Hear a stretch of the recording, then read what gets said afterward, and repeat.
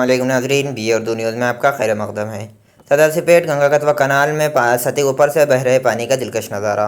सदस्यपेट के अतराफ अकनाफ में तूफ़ानी बारिश के बाद 2 3 दिन से जमा पानी सदस्यपेट के गंगा कतवा कनाल से सतह आब के ऊपर से बह रहे पानी के दिलकश नज़ारे से आवाम को लुत्फ़अंदोज़ देखा जा सकता है। इलाके में मज़ीद बारिश की पेशा क़यासी से आवाम में इज़्तिराब आमेज़ कैफियत देखी जा रही है। ताज़ा तरीन ख़बरों के लिए देखते रहिए बी और दो न्यूज़।